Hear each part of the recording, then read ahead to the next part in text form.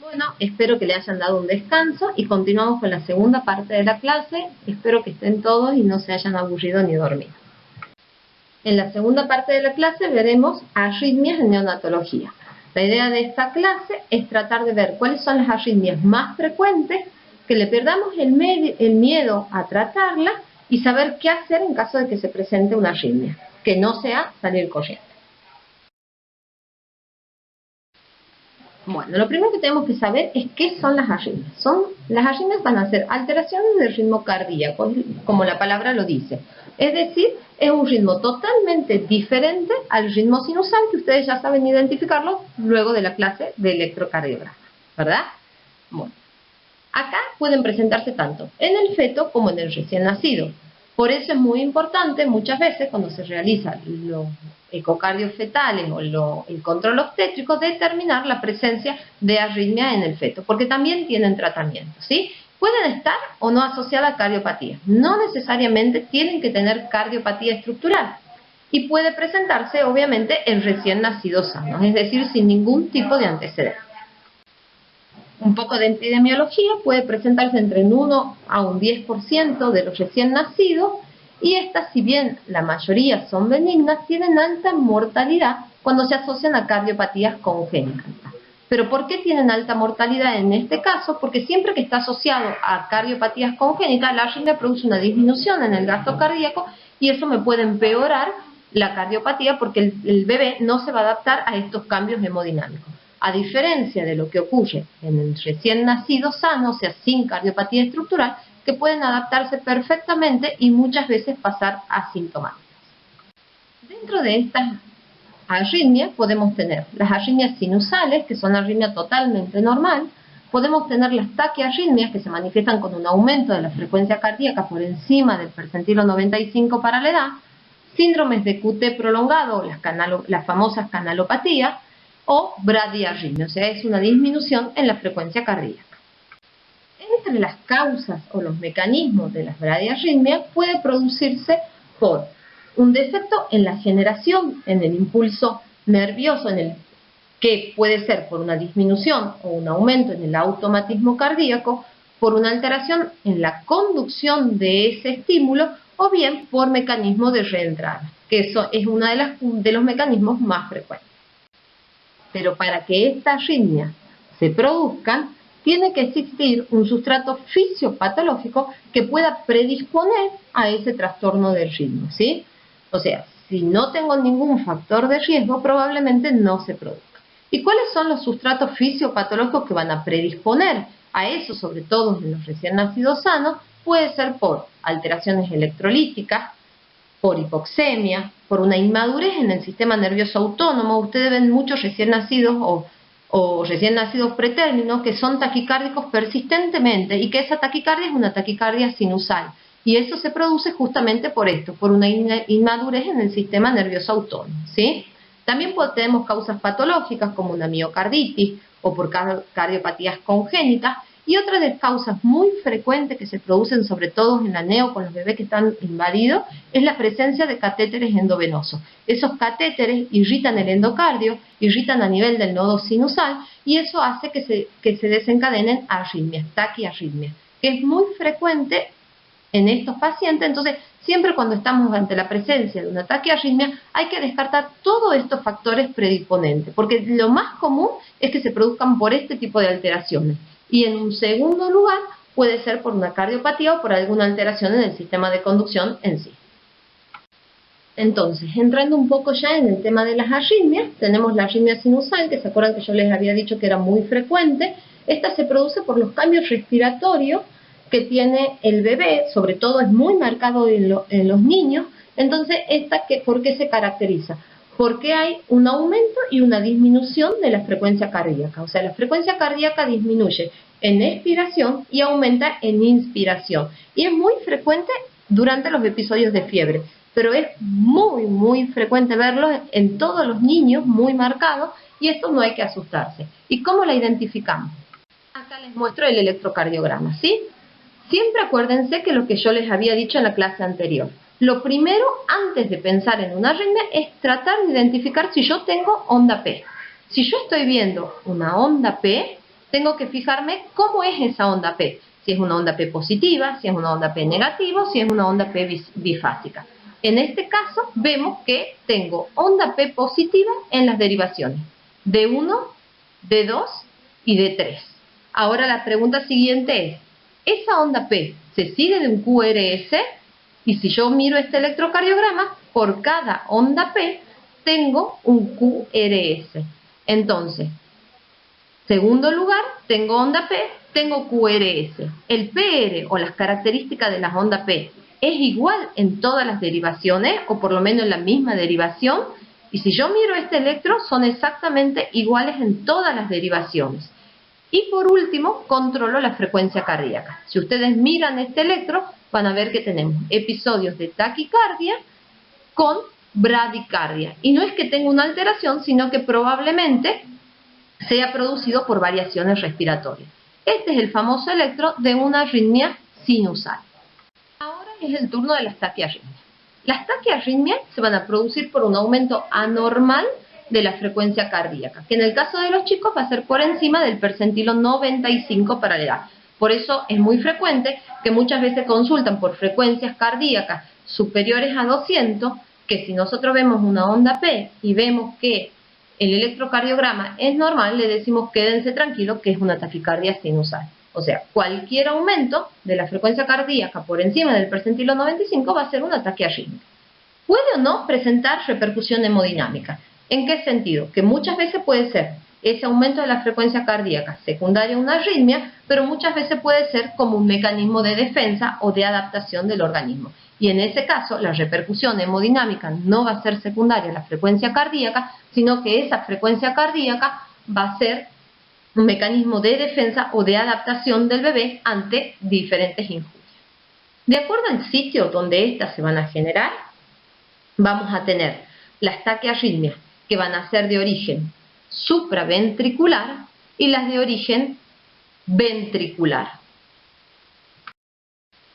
Entonces, si miramos este esquema, lo que vemos es todas las arritmias que estén originadas por encima del nodo auriculoventricular, es decir, a nivel de las aurículas, son las llamadas taquiarritmias supraventriculares, mientras las que están ubicadas por debajo del nodo auriculoventricular, es decir, que se originan a nivel de los ventrículos y puede ser producida por alteraciones ya sea a nivel de las de His o de las fibras de Purkinje, también son las consideradas arritmias ventriculares. Si nosotros miramos este esquema, vemos la presencia del nodo sinusal. El nodo sinusal, si nosotros sabemos, está ubicado a nivel de la aurícula derecha y una aurícula izquierda, como en este esquema, pero tenemos el nodo sinusal, el nodo auriculoventricular, que está ubicado a nivel de las aurículas y de los ventrículos, el haz de His, con su rama derecha y con su rama izquierda, y las fibras de Purkinje. Les voy salteando un poquito de teoría y un poquito de ejemplos, ¿sí? Para que puedan darse cuenta y tratar de fijar cuáles son las imágenes, ¿sí? Entonces, en este caso vamos a ver un ejemplo de taquicardia sinusal. ¿Y por qué sé que es una taquicardia sinusal? ¿Se acuerdan, como veíamos recién, que lo primero que voy a buscar es la presencia de una onda P? En D1, en D2 y en ABF. Si esa onda P se sigue de un QRS, si la onda P tiene las mismas características, si ese PR se mantiene constante. Si yo tengo todos esos ítems tildados como positivo, lo segundo que voy a mirar es la frecuencia cardíaca. Entonces, la forma, acuérdense, de calcular la frecuencia cardíaca, teníamos un método rápido o un método lento. Si voy a un método que es más objetivo, voy a ir al método lento. Entonces voy a contar la cantidad de cuadraditos que tengo, es decir, de cuadraditos chiquititos entre complejo QRS y QRS, o sea, entre R y R, y voy a dividir 1500 en ese número.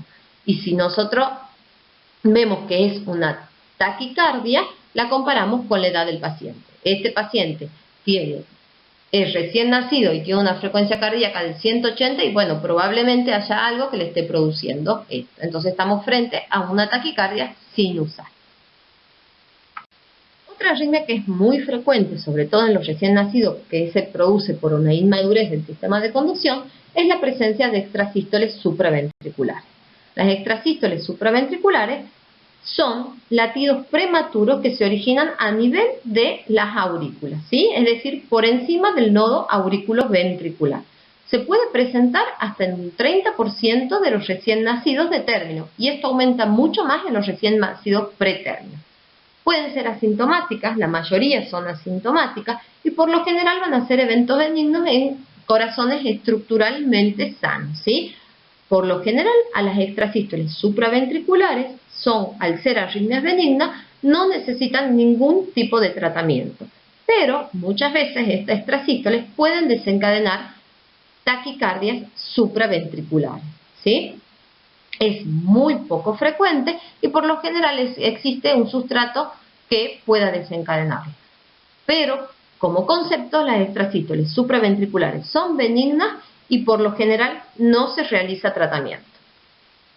La taquicardia auricular, siguiendo con las taquiarritmias de origen supraventricular, son frecuentes en el recién nacido, ¿sí? Pueden ser secundarias por un aumento del automatismo a nivel de células ubicadas en la aurícula, que no forman parte del sistema de conducción. Entonces, si no forman parte del sistema de conducción, ¿qué va a pasar? Esas ondas P van a ser diferentes a las ondas P normales. Por eso es muy importante que miremos las características de las ondas P al momento de ver un electrocardiograma. Lo que no había dicho anteriormente es que por lo general todas las taquicardias supraventriculares, es decir, las que se originan por encima del nodo auriculoventricular, van a cursar con QRS angosto, mientras que todas las taquicardias de origen ventricular, es decir, por debajo del nodo auriculoventricular, van a cursar con QRS ancho, ¿sí? Por eso es la importancia de valorar las características también del QRS, ¿sí? Entonces, en el electrocardiograma se van a caracterizar por taquicardias con QRS angosto, porque se origina por encima del nodo auriculoventricular, pero como se originan de un lugar diferente al nódulo sinusal, van a ser P con diferente morfología. Pueden tener diferente morfología a la onda P sinusal o pueden tener diferentes morfologías entre sí. Por lo general, tienen un fenómeno de calentamiento y de enfriamiento. ¿Qué significa esto? Que la frecuencia cardíaca va a aumentar lentamente y va a bajar lentamente. En la mayoría de los casos, estas taquicardias auriculares van a ser autolimitadas, no va a producir ningún tipo de alteración. Pero muchas veces hay algunas taquicardias auriculares, que se llaman sobre todo las automáticas, donde esa frecuencia cardíaca va a estar alta durante todo el día. Pueden ser frecuencias cardíacas por encima de 200 o de 180, dependiendo de la edad del recién nacido, de la edad del niño, por lo general en los recién nacidos, y al manifestarse en forma incesante, es decir, que está en la mayor parte del día, puede generar una miocardiopatía dilatada y signos de insuficiencia cardíaca, ¿sí? Si seguimos con esto, después al final tenemos un poco de ejemplo de los electrocardiogramas sobre lo que vengo hablando, son las taquicardias por reentrada auriculoventricular. Estas taquicardias se presentan más o menos en 1 cada 1700 recién nacidos y son la causa más frecuente de taquicardia supraventricular en el periodo neonatal, ¿sí? Y también, curiosamente, es una de las causas más frecuentes de taquicardia supraventricular en el feto. Y la mayoría de las veces se va a producir por una vía accesoria. ¿Se acuerdan que entre los mecanismos teníamos por un aumento del automatismo o por una reentrada? Las reentradas se producen por lo general por estas vías accesorias. En la mayoría de los casos se va a originar a través de una extrasístole, por eso es muy importante tener el electrocardiograma o el registro, y esta extrasístole puede ser de origen auricular, o supraventricular o ventricular. Seguimos con el aleteo auricular o el flutter, el conocido como flutter auricular. Este va a ser más frecuente en el feto. Es muy raro que se presente el recién nacido, pero sí puede presentarse. Cuando lo vemos, es muy frecuente el flutter auricular cuando tenemos catéteres que están muy introducidos y que están produciendo irritación a nivel del nodo. Entonces, eso hay que tenerlo en cuenta porque no es una taquicardia frecuente que veamos en niños. La mayoría de las veces porque tienen antecedentes en la etapa fetal o porque hay algo que está produciendo o irritando. Entonces, al decir esto, ¿qué les quiero decir? Que por lo general son taquicardias, que uno le hace el tratamiento al recién nacido y la taquicardia desaparece. Y por lo general no necesita tratamiento posterior a la reversión de la taquicardia. A diferencia de la taquicardia supraventricular, que por lo general es muy importante registrarla. ¿Por qué? Porque son esos chicos que, como la causa es por una alteración cardíaca, o sea, por una vía accesoria, son los chicos que van a necesitar tratamiento prolongado. Entonces, al poder diagnosticar de qué tipo de taquicardia se trata, que los que lo van a diagnosticar son ustedes, porque son los que van a estar en el periodo agudo, o sea, cuando la taquicardia se presente. Nosotros por lo general llegamos cuando la taquicardia ya resolvió, cuando el evento ya resolvió, entonces nos marca el seguimiento. Por eso es muy importante registrar con un electrocardiograma el tipo de taquicardia que presentan los chicos, ¿sí? Por ahí no lo pueden diferenciar si es un aleteo o si es una taquisupra, pero eso sí lo podemos diferenciar nosotros. Entonces es importantísimo el registro del electrocardiograma. Entonces, volviendo al aleteo auricular. Puede estar asociado a una fibroelastosis endomiocárdica o miocardiopatía, pero también puede presentarse en corazón estructuralmente sano. El electrocardiograma, ¿se acuerdan cuando veíamos, sobre todo en la facultad o cuando estudiábamos electro en pediatría, que es la famosa onda P en forma de sierra?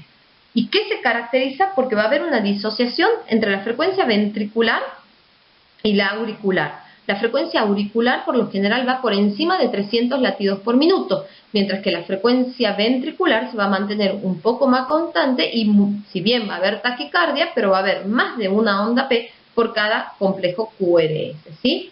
Y estas sí tienen elevada morbilidad y mortalidad, porque la frecuencia cardíaca es tan alta que llega a descompensar el chico.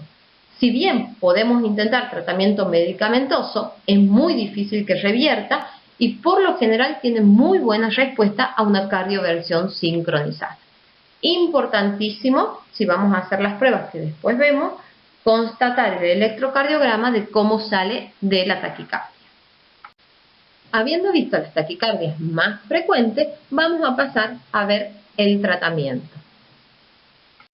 Y acá es muy importante hacer lo siguiente. Antes de hacer un tratamiento, es importantísimo confirmar el diagnóstico. ¿Y cómo confirma el diagnóstico de una taquiarritmia? ¿Con el monitor? No, con un electrocardiograma. Es importante tener un electrocardiograma, por lo que habíamos hablado antes, porque muchas veces puede ser una taquicardia sinusal, que va a 200 por minuto, porque algo le duele al niño, porque está comenzando con una sepsis, o está con shock, o está en un montón de causas que puede haber. Puede ser una taquicardia supraventricular o puede ser un flutter. Eso me marca seguimiento y tratamiento. Yo una taquicardia sinusal no le voy a hacer un tratamiento de la taquicardia en sí, sino que voy a buscar cuál es la causa. Si tengo una taquicardia supraventricular, probablemente intente un tratamiento medicamentoso. Y si es un flutter, probablemente haga una cardioversión eléctrica. Entonces, al saber cuál es la causa o qué tipo de taquicardia tengo, es importante, entonces tengo que hacer un electrocardiograma. Ahora mi pregunta es, ¿cómo hacerle un ecocardiograma? No, un ecocardiograma no es urgente, nunca es urgente. Primero tengo que tratar la arritmia, ¿por qué? Porque es lo que lo va a descompensar al paciente, ¿sí? ¿Tiene indicación el ecocardiograma en un paciente que ha tenido una arritmia? Y sí, tiene indicación, ¿por qué? Porque puedo sospechar de cardiopatía o es lo que me permite a mí haber deducido si cómo veníamos con esa taquicardia. Entonces, sí voy a hacer un ecocardiograma o tiene indicación cuando hay sospecha de cardiopatías congénitas, cuando hay arritmia persistente, ¿sí? ¿Para qué? Para descartar que no haya una taquimiodilatada, que no haya trombo, ¿sí? Mucho menos frecuente en pediatría, pero puede pasar. Las taquidilatadas sí son más frecuentes en ciertos tipos de arritmias, ¿sí? Sobre todo cuando se manifiestan con insuficiencia cardíaca. Pero, ¿qué es lo primero que voy a hacer? Primero es tratar la arritmia. No quiero ser reiterativa, pero vamos a continuar con el electrocardiograma. Entonces, yo ya hice el electrocardiograma. Me preparo para tratar la arritmia, ¿sí? Antes de tratar la arritmia, mi desafío es, en primer lugar, encontrar la onda P. ¿Estoy viendo onda P? Sí, no. ¿Esa onda P se sigue del QRS? ¿Se sigue? No, no se sigue. Entonces voy a ver la duración del QRS. ¿Por qué me importa la duración? Porque yo sé que si el QRS es angosto, o sea, menos de 2 cuadraditos pequeños, que es 0,08, entonces yo estoy ante la presencia de una taquiarritmia supraventricular. Ahora tengo QRS ancho, más de de 2 cuadraditos pequeñitos o de 3 cuadraditos pequeñitos, entonces probablemente esté ante una taquicardia ventricular, ¿sí? Entonces, a contar cuadraditos. Y voy a calcular la frecuencia cardíaca rápida o con la frecuencia cardíaca rápida, acuérdense que es la de 300, 150, 100, según el número de QRS que haya por cada cuadrado grande, y la frecuencia cardíaca más exacta contando los cuadraditos pequeñitos entre LR y dividiéndolo 1500 dividido en esos cuadraditos pequeños. Listo, diagnostiqué la arritmia. El paciente está compensado, me permite pensar, ¿sí? ¿Tiene antecedentes de cardiopatía? ¿Tiene algún tipo de trastorno metabólico? Muchas veces, si bien se hace el tratamiento de la taquiarritmia, si yo no hago el tratamiento de la causa de base, es muy poco frecuente que se da la arritmia. ¿Está recibiendo alguna medicación? Inotrópicos, adrenalina, dopamina, dobutamina. Eso es importantísimo porque muchas veces puede ser secundaria a las medicaciones. ¿Tiene puesto catéter el paciente? ¿Está bien puesto? ¿Está muy introducido? ¿Me está produciendo algún tipo de irritación? Eso es importantísimo. ¿Tiene electrocardiograma previo? Es importante porque a veces me permite comparar los electrocardiogramas para saber cómo era el ritmo del paciente. Perfecto, tenemos electrocardiograma, entonces voy a calcular la frecuencia cardíaca. Estoy segura que es una taquiarritmia, entonces vamos a proceder al tratamiento. Acá tenemos un ejemplo de cómo era el método rápido a modo de repaso, el número de cuadraditos pequeños entre complejo RR y eso lo divido en 1500. El otro método, que es de 300, 150, 175, 60, ¿sí? Contando por cada cuadrado grande los QRS. Otro ejemplo, miro la onda P. Fíjense que acá la onda P es bien marcada en las derivaciones, ¿sí? Donde está el cuadradito rojo, estamos ante la onda P. Entonces, si se fijan y hacemos el cálculo de frecuencia cardíaca, si hago un cálculo rápido, estoy viendo que por lo menos tiene 200 latidos por minuto. Si el paciente tiene 200 latidos por minuto y estoy viendo onda P, probablemente estemos ante una taquicardia sinusal. Fundamental entonces el electrocardiograma. Acá tenemos otro electro, ¿sí? Entonces acá el desafío es encontrar la onda P. ¿Veo onda P? No, no veo. Miro el electrocardiograma nuevamente y me fijo si cómo están los QRS. No veo onda P, pero tengo QRS angosto, ¿sí? Si se fijan, seguramente tiene menos de 2 cuadraditos pequeñitos. Si cuento la frecuencia cardíaca, es una frecuencia cardíaca igual que en el electrocardiograma anterior de casi 200 latidos por minuto. Pero si yo no estoy viendo la onda P, entonces probablemente esté ante una taquicardia supraventricular. Fíjense que son dos electrocardiogramas muy parecidos, pero ¿cuál es la diferencia entre uno y otro? Es que en uno tengo onda P y en el otro no. Entonces, si yo miro este electrocardiograma, probablemente esté ante una taquicardia supraventricular. Si miro el electrocardiograma anterior, probablemente esté ante una taquicardia sinusal. Tratamiento totalmente diferente. Taquicardia sinusal, trato la causa. Taquicardia supraventricular, ahora lo vemos. Ya estoy segura entonces de que estamos con una taquicardia supraventricular. Menor a 0,08 el QRS o 2 cuadraditos. Lo primero que veo es el paciente está compensado. Está compensado, puedo intentar maniobras vagales que ustedes ya conocen. Está descompensado, entonces el paciente descompensado tiene indicación de realizar cardioversión, no de salir corriendo, de realizar cardioversión. Entonces, paciente compensado, ¿qué es lo primero que hago? Es grabar un registro de electrocardiograma. ¿Por qué? Si está compensado, tengo tiempo de grabar un registro.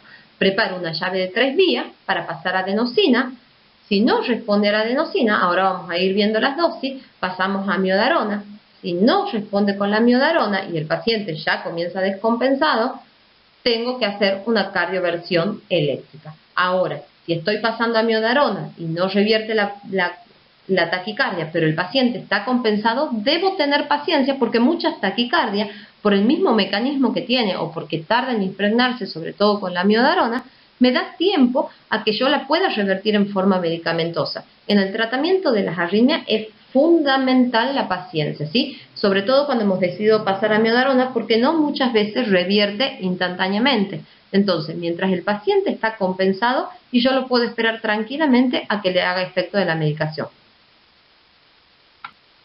Entonces, hemos decidido hacer adenosina porque el paciente nos da tiempo Entonces acuérdense que la adenosina siempre se pasa por una llave de 3 vías, hay que pasarlo en forma simultánea con solución fisiológica. Acuérdense que el efecto de la adenosina es un efecto rápido, fugaz, y la vida media es muy corta. Entonces si no la paso en una vía cercana al corazón y en forma rápida, por lo general no es efectiva. Siempre acuérdense que en el momento que están pasando adenosina y en forma simultánea, hacer un registro de electrocardiograma, por lo menos de un dedo largo. Es importantísimo saber cómo sale de la arritmia el paciente. Acuérdense que marca el seguimiento. Si no tenemos seguimiento, estamos condenando a un paciente a hacer un año de tratamiento, que quizás haya sido otra la causa. Entonces, importantísimo eso, ¿sí? ¿Cómo son las dosis de la adenosina? Con una dosis inicial de 0,1, a veces se indican directamente dosis de 0,2 miligramos por kilo y hasta una dosis máxima de 0,3 miligramos kilodosis en neonato. Acuérdense, siempre hacerlo en una llave de 3 vías y en forma simultánea con solución fisiológica. ¿Cuál es el efecto secundario que puedo tener? Es una broncoconstricción, estridor, hipotensión secundaria, la vasodilatación periférica que produce la adenosina, pero acuérdense que estos efectos van a ser fugaces porque la vida media de la adenosina es muy corta, entonces a no tenerle miedo y pasarla, ¿sí? Insistente y reiterativa, no olviden de realizar el electrocardiograma durante el pasaje de adenosina o de cualquier droga. Ya repetí la adenosina, hago primer pasaje de adenosina, el paciente no responde, segundo pasaje de adenosina, el paciente no responde.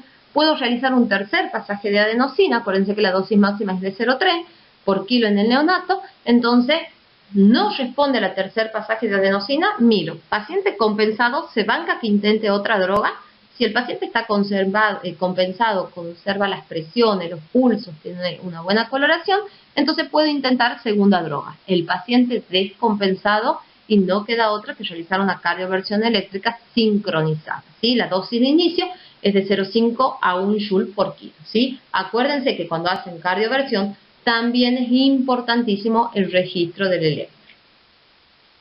Entonces, decido pasar una segunda droga. ¿Cuál es la droga de elección? La miodarona. Ustedes imagínense, adenosina, miodarona serían como las drogas de amplio espectro, ¿sí? Como sus antibióticos de amplio espectro, que son las primeras que ponen. En arritmia, la miodarona es una droga de amplio espectro. Entonces, ¿qué voy a hacer? Voy a tratar con amiodarona.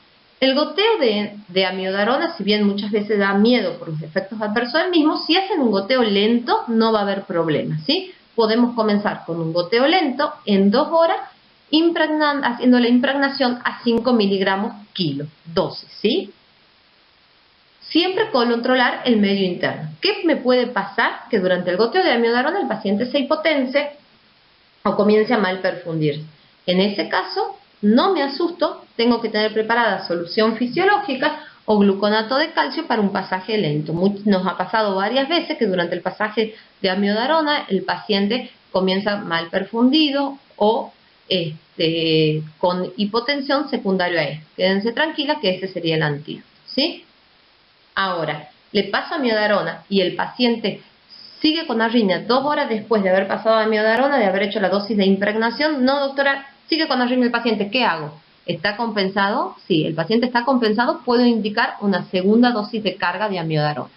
¿Cómo hago el mantenimiento? Continúo con dosis de 10 miligramos kilo de amiodarona en un goteo continuo en 24 horas, ¿sí? Nunca paso amiodarona y dejo sin nada el paciente. Paso amiodarona y continúo en un goteo continuo. En esta diapo lo que se ve son las dosis de las drogas, que yo ya les dije cuáles son las más frecuentes que utilizamos, ¿sí? Pero la mayoría de las veces las drogas de inicio son adenosina, miodarona. El resto están indicadas ya por el especialista, así que, pero en este cuadro lo que vemos son las dosis que se utilizan frecuentemente y cuáles son los efectos adversos.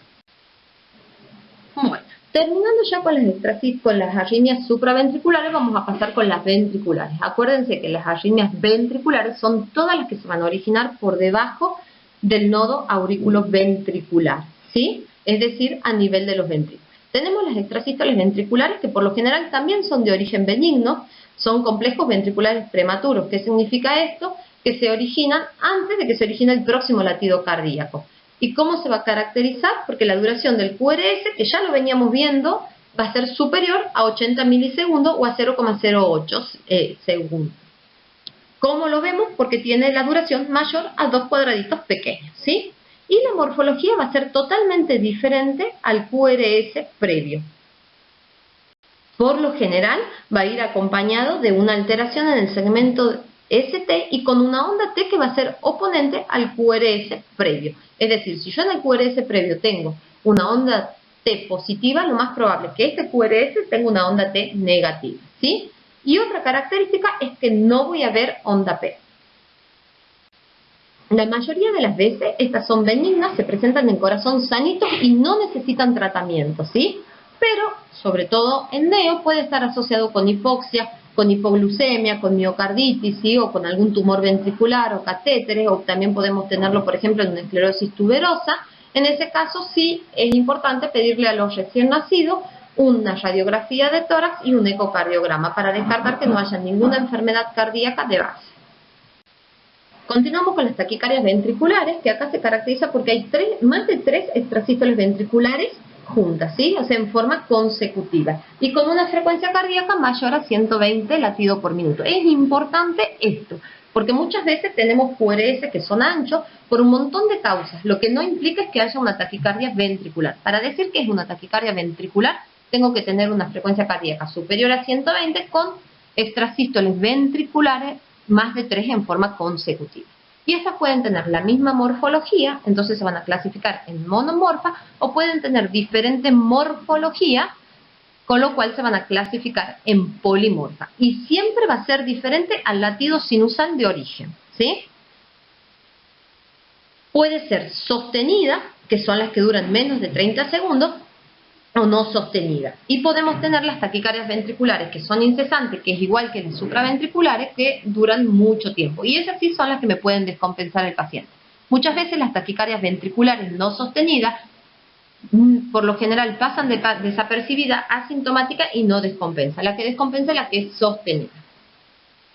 Estas van a ser más raras en la etapa neonatal, en los pediátricos podemos tener, y siempre hay que investigar la causa como habíamos dicho, ¿sí? Si yo estoy ante la presencia o sospecho de que hay una taquicardia ventricular en monitor, siempre lo tengo que, si el paciente está compensado, siempre tengo que diagnosticarla con un electrocardiograma, ¿sí?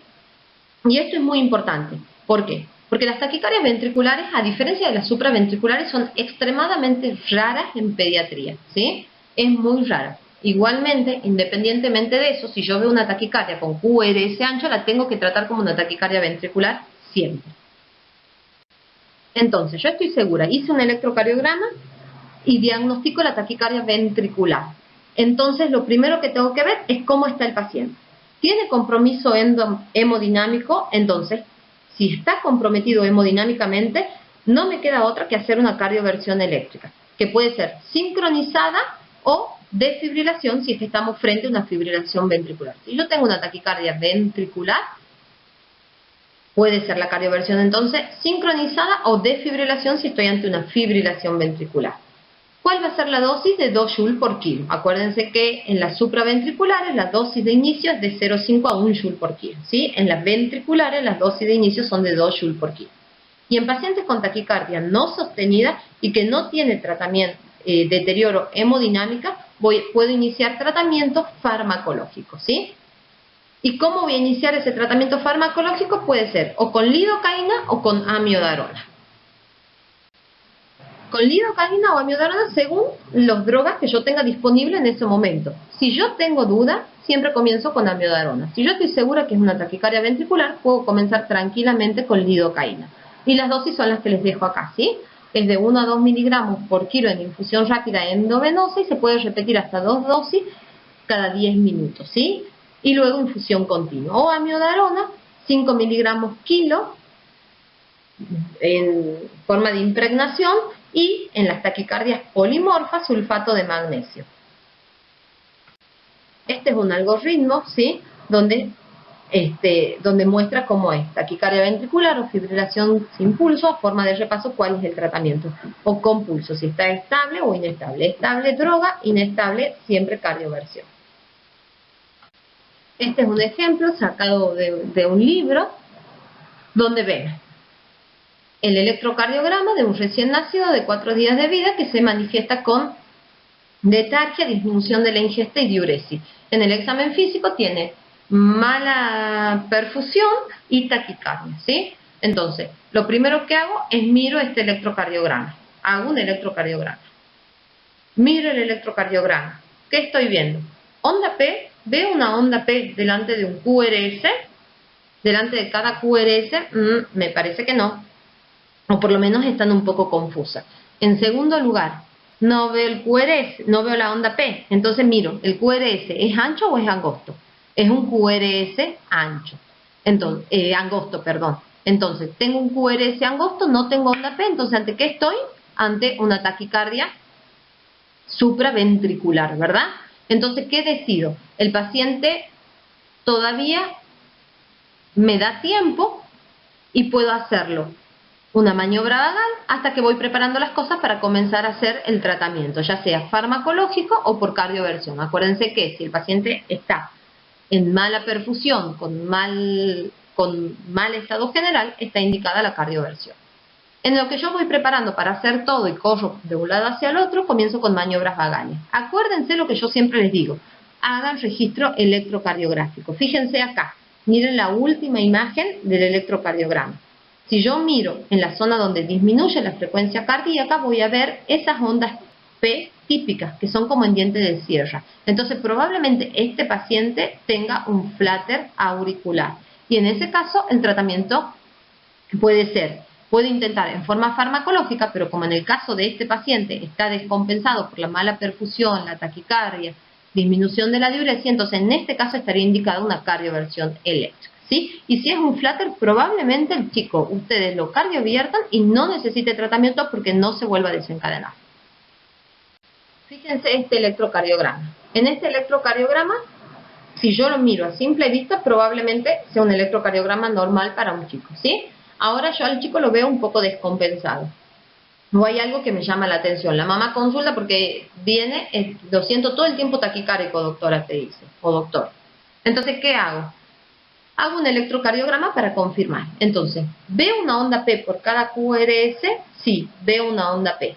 ¿Es una onda P positiva en D1, D2 y ABF? Si yo presto atención a este electrocardiograma, no es una onda P positiva cada QRS, al contrario, es negativa. ¿Qué voy a corroborar? Que tenga bien puesto las pinzas, que el electro haya sido bien puesto, ¿sí? O sea, sea un electro normal, adecuadamente realizado. Entonces, tengo una onda P que es negativa, diferente a la onda sinusal por cada QRS. Cuento la frecuencia cardíaca. Es una frecuencia cardíaca que es taquicárdica, dependiendo obviamente de la edad del paciente, ¿sí? Pero si esta frecuencia cardíaca se mantiene alterada, o sea, se mantiene constante durante el tiempo, entonces probablemente esté ante una taquicardia de origen auricular. ¿Por qué? Porque las ondas P son diferentes a la sinusal y la frecuencia cardíaca no es tan rápida, ¿sí? Fíjense la diferencia entre una taquicardia sinusal y una de origen auricular. Y en este caso, el paciente, si se corrobora que es una taquicardia auricular, tiene indicación de hacer un ecocardiograma porque estas son las taquicardias que pueden producir una taquimio dilatada. Y en este caso necesita tratamiento. Ahora miramos este electrocardiograma. Fíjense, en este electrocardiograma, es un electrocardiograma de un paciente que estaba monitorizando, este es un electro mandado de una de las nenas. Es un paciente que estaba siendo monitorizado, recién nacido pretérmino, donde ven por monitor un QRS ancho. Entonces realizan el electrocardiograma. El paciente compensado. Se realiza el electrocardiograma. Entonces, ven estos QRS anchos. Una taquicardia ventricular. Comencemos desde el principio. ¿Tiene onda P por cada QRS? No. Onda P no veo por cada QRS. ¿Los QRS son angostos o son anchos? Son anchos. Entonces estamos ante un ritmo que viene desde los ventrículos. En tercer lugar, voy a calcular la frecuencia cardíaca, ¿sí? La frecuencia cardíaca es una frecuencia cardíaca de taquicardia y si lo calculo de forma rápida, miro, tiene 300, 150, 100, 90 de frecuencia cardíaca, a grosso modo, ¿sí? ¿Es una taquicardia ventricular? No. ¿Es un ritmo de origen ventricular? Sí. ¿Por qué sé que es un ritmo de origen ventricular? Porque los QRS son anchos.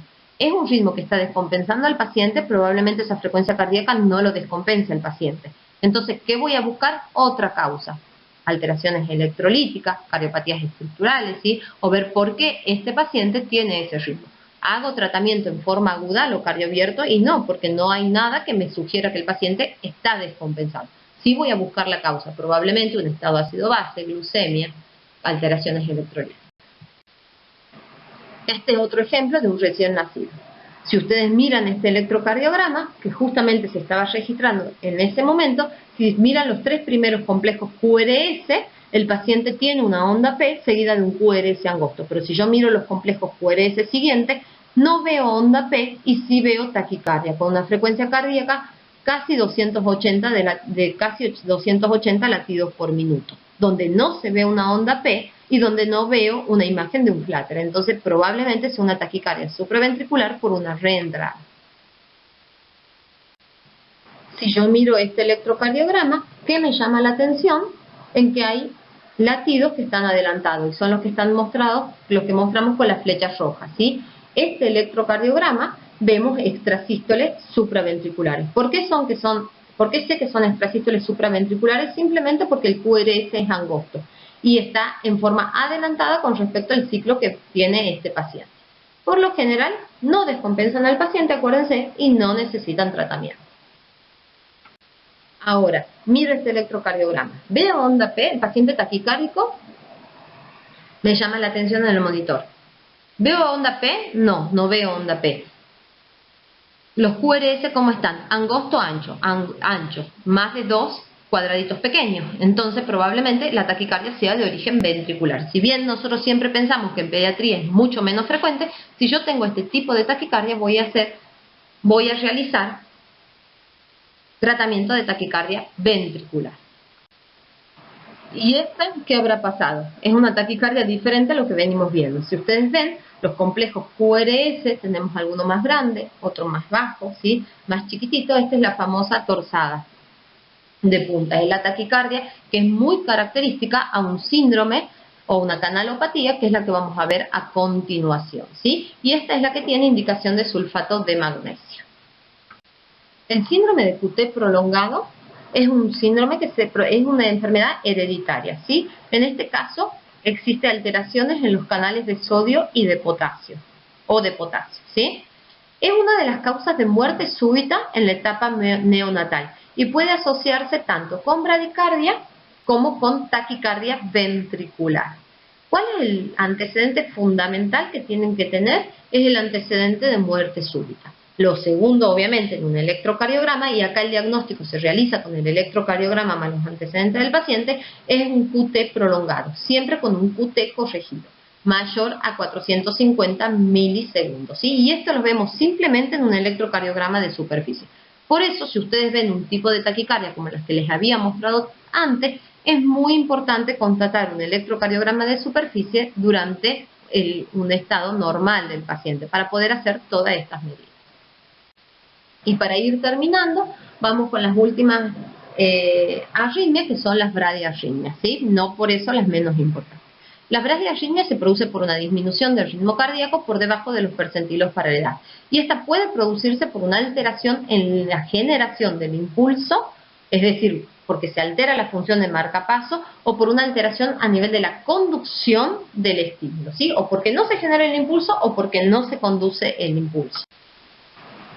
Acá se produce con frecuencias cardíacas, esto considerando el neonato, con frecuencias cardíacas por debajo de 90 latidos por minuto. Esto hablando siempre de recién nacidos. La causa más frecuente va a ser por alteraciones en el ritmo en la etapa neonatal. También puede producirse por una enfermedad del nódulo sinusal, que esto es muy poco frecuente, o bien por una inmadurez del sistema nervioso central, que eso sí es más frecuente en los neonatos, ¿sí? También va a ser más frecuente el recién nacido pretérmino, como todo lo que veníamos viendo, y dentro de las causas patológicas de bradicardia sinusal puede ser por hipoxia o por el uso de algunos medicamentos. Después tenemos los famosos bloqueos auriculos ventriculares de primer grado. Acá se caracteriza porque tenemos un PR superior al límite normal para la edad del paciente. El PR normal en la etapa neonatal va a ser aproximadamente entre 0,06 y 0,14 milisegundos. ¿Sí? 0,14 segundos, perdón. Y esto se produce por una alteración en la conducción del impulso nervioso desde las aurículas al nodo auriculoventricular o en el sistema His-Purkinje. Y se asocia por lo general a cardiopatías congénitas, pero también puede presentarse en corazones estructuralmente sanos. Por lo general no producen ningún tipo de alteración y por lo tanto no van a requerir tratamiento, sí un control cardiológico.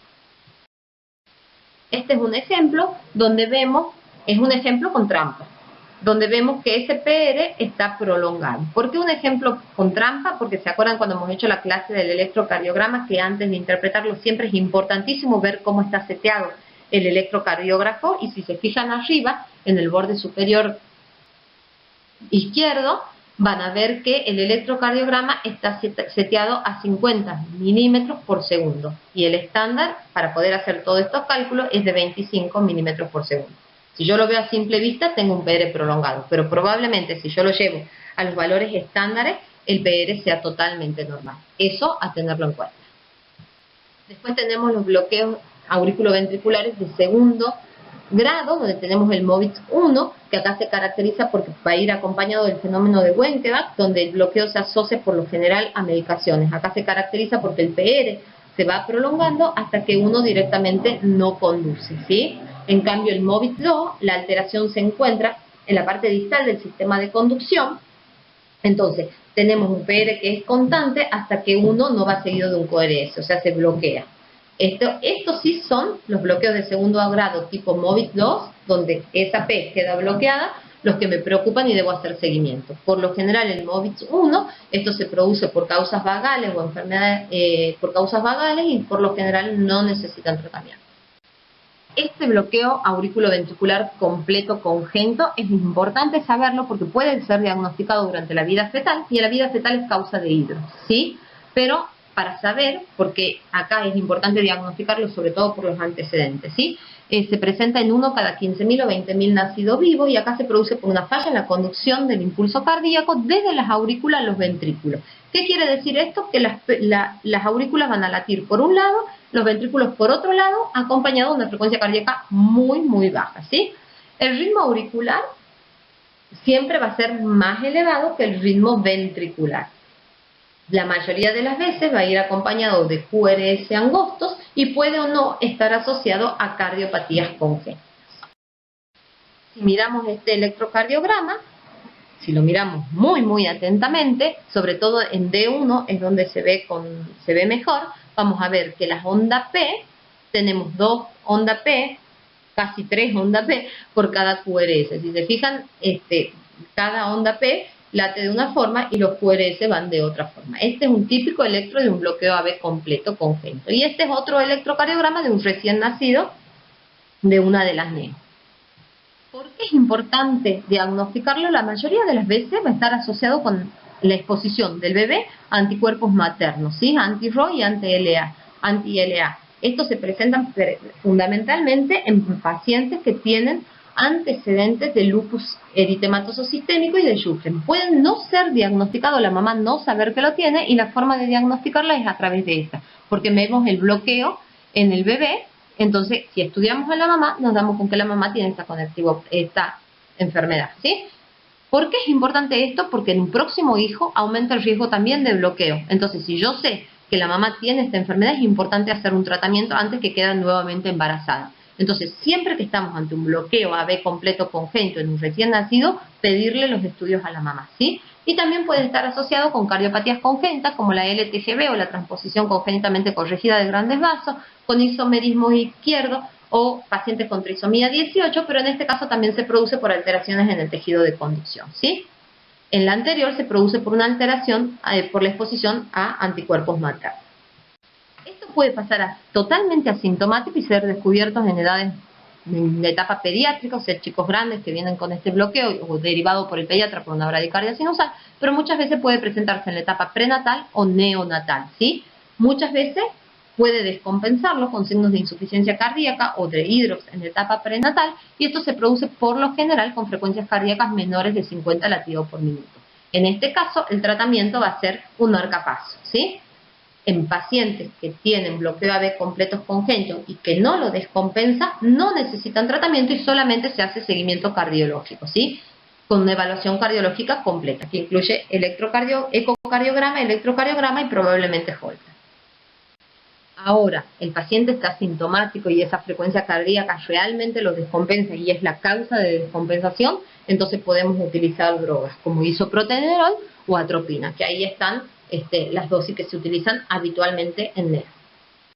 Bueno, espero no haberlos cansado y para ir terminando es importante que sepa que las taquiarritmias o las arritmias en pediatría, el riesgo de recurrencia es mayor en los primeros 6 meses hasta el año de vida. Por eso es importante diagnosticar el tipo de arritmia y eso nos va a marcar a nosotros el seguimiento, por lo cual van a necesitar tratamiento. Aproximadamente un 80% de estos niños que desencadenan arritmias en el primer año de vida van a estar libres de arritmia después del primer año de vida y es por eso que podemos suspender incluso el tratamiento. Aumenta el riesgo de recurrencia entre los 7 y 8 años y solamente un 50% va a estar asociado, un 50% está asociado a miocardiopatía dilatada o insuficiencia cardíaca. Entonces, esos son los chicos que a nosotros nos importa y que es importante diagnosticarlos y tratarlos. Entonces, como conclusión, las arritmias del recién nacido no son eventos frecuentes. La historia natural de esta enfermedad difiere mucho de las arritmias en otros grupos de edad pediátrica. Es importante identificar y tratar las arritmias en la etapa neonatal para disminuir la mortalidad, por lo que hablábamos de la miocardio dilatada. Y no olvidarse que existe un alto porcentaje de arritmias que están asociadas a corazones estructuralmente sanos y que muchas veces van a ser secundarias a factores externos. Espero no haberlos cansado, que les haya servido. Y bueno, pasamos al caso clínico y a las preguntas. Un beso grande a todos y nos vemos en la próxima.